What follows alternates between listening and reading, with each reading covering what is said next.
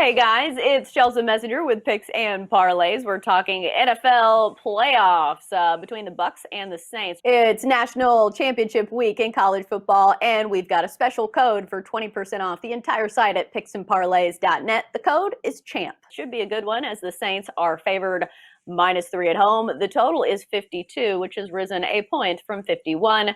I think the big stat in this one is that the Saints have been owning the Bucks as of late, winning the last four by a combined score of 137-67. We've got Lee from ASA joining us to break this one down. Lee, what stands out to you in one of the better matchups, I think, of this week? Yeah, of course, the big news is the two quarterbacks, right? Breeze and Brady, and that's got everybody really excited for a high-scoring shootout, but we don't see it that way. The line opened, depending on where you were betting, 50.5, 50. Now it's been bet up to 52.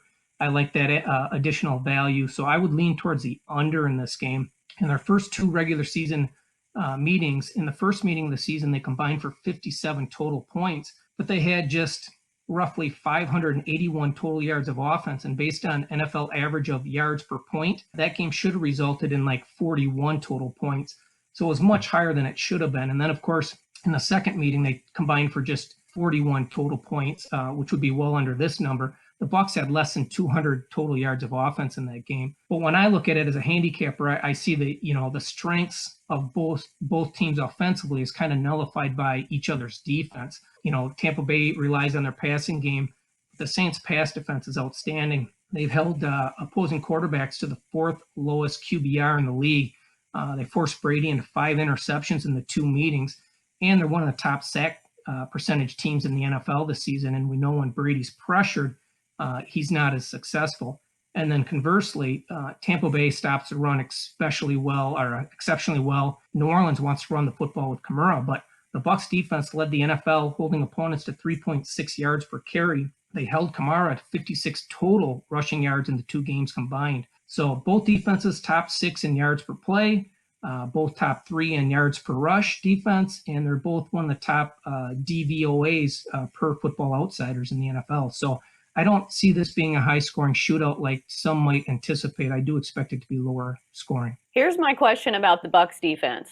Every week I look at their numbers and they look so good on paper, but last week they gave up 23 points to Washington and Taylor Heineke. What do you think when you see that? Offensively, if you look at Tampa Bay, it's kind of interesting looking at their entire schedule for the year, because offensively, they lost 5 of 6 games to playoff teams this season, and in those games, they only averaged 22 points per game. So their scoring goes down dramatically when their level of competition goes up. So that could certainly be a factor in this one. Yeah, and obviously a lot of it is game plan, because you see it's not just, a good offense going against, good defense or whatever, just because it's the flow of the game.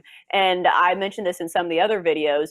You saw the Chiefs and the Falcons game, and on paper that looked like a clear over. And that was one of the lower scoring games, I think, of the Chiefs all season long. So a lot of it is game plan and game tempo and just the flow of the game.